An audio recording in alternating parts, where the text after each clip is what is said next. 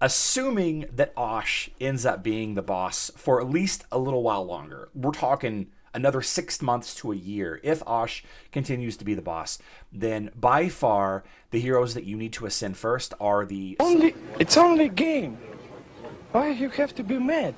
What is up, heroes of Dominion? My name is Charlie. This is Hero Wars Central. Ascension to Asgard has started. One of my favorite events because it's a very rare and difficult to acquire set of resources. It's random. There are like 20 different kinds of resources together for heroes for leveling with this. Make sure you click the link in this post to grab the 500 energy over on Discord. It's going to show up in your mailbox and you can use it and away we go. Now, according to Hero Wars Guide, we had a little bit of overlap with Power of the Titans. We got some tasks that overlap, but not a ton. Make sure that you're taking advantage of that little double dip, at least for the first day or two, however long it is that Power of the Titans is overlapping. You can see we got a little bit. We got a day and 15 hours left. Do some work there. It makes it a little bit better to spend resources during events like this where you're double dipping. And of course, if you just click on this, by the way, I'll link this page in the description box down below. Thanks again to Hero Wars Guide for all your work. We're going to check out the Ascension to Asgard events. Let's see, Ascension to Asgard, 32% return on investment. Very, very, very low return on investment. Unfortunately, this is one of the worst, the least efficient events in the game, I should say, the least efficient events. But you get a lot of resources that you can't really get cheaply anywhere else, if that makes sense. It's one of the big bottlenecks in Hero Wars Dominion era, the Ascension crystals that you need. You need 3 ranks of agility, intelligence, and strength for your various heroes. And then you have the various insignia. You have 2 ranks, blue and violet, of 7 different types of insignia. All right, there's 7 different styles of heroes or classes of heroes: tank, healer, warrior, etc. So it's just a lot of materials, and the value on these is lower, but that actually isn't truthful in my opinion. Yes, it is a nice set value, and I believe it. The emerald value per item is what it is, but the fact that, again, there's not really an easy way to get them unless your guild is just absolutely trucking the 160 boss every week. You're going to get not a ton of materials in the Cradle of Stars, and the Astral Seer, of course, you get 1 free per day. You don't get a ton of materials whenever you spin this wheel either, so it's difficult to get a lot of materials to level up your hero. So in this video, I wanted to talk a little bit about the best things to level, the best heroes to ascend first, and the best classes to ascend first, in my opinion. And before I get too far into this, I do want to say that it is very likely that we are going to be getting a new boss very soon, a new City of Asgard boss.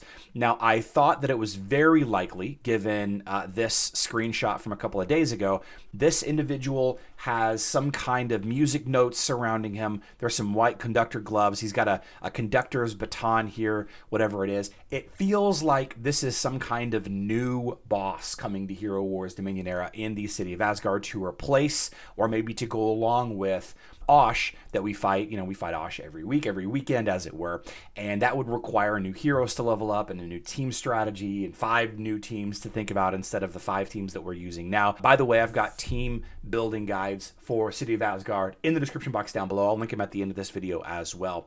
That aside, right, and we have this post, I guess I should touch on this real quick. This post from 2 days ago doesn't really imply new boss, considering that we have Osh here in the background.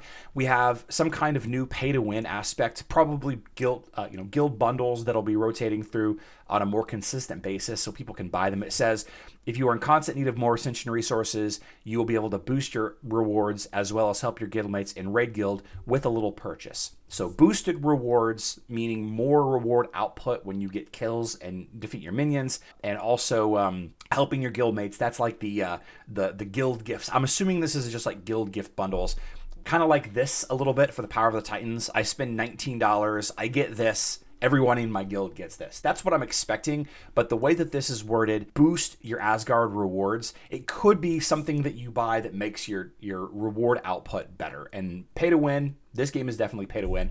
But then down here it also says there will also be something cool, even for those who are not interested in any payment options.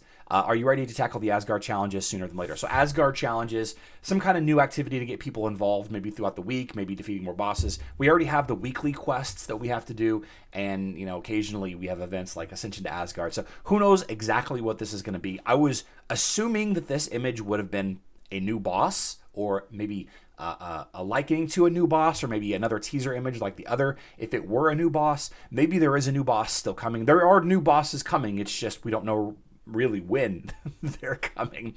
But assuming that Osh ends up being the boss for at least a little while longer, we're talking another 6 months to a year. If Osh continues to be the boss, then by far the heroes that you need to ascend first are the support heroes, the various support heroes that you need. So the support tree, the support role branch, is the first tree of wisdom branch that you're going to want to work on. You have the tank Isaac. You have damage boosting in Nebula and Sebastian, and of course Sebastian is the main damage dealer. He provides bonus pure damage whenever allies critical hit. You have the marksman hero Zhu that does a lot of damage, and then a lot of players are replacing Zhu with Lara Croft so that you can use Zhu in other teams. Both of those heroes are marksmen, so I would start with the support role, and then I would level up the marksman role, and then finally after that, Martha is rounding out the 5th slot on that team. So the healer branch would be the third branch to level up if you are focusing on Osh fighting. If you are not necessarily focusing on Osh fighting, maybe you're in a guild that's not there. They're just not there yet. They're just kind of getting there. We're working on it. We're going to get there in the future. I still think that the support role is the number one tree that you should level up first because of the great heroes that are in there. Not only do you have staples in every team, Isaac, Sebastian, Morgan, but you also have some key heroes that you're going to see a lot of, such as Nebula, Fafnir, and of course probably the most popular damage dealer right now, Mira, right? So support tree, probably the number one best overall for every aspect of the game. It's going to have the most benefit, but remember, it's just stats. It's not anything special. It's just bonus stats. It doesn't really impact the game a ton, but it does help, right?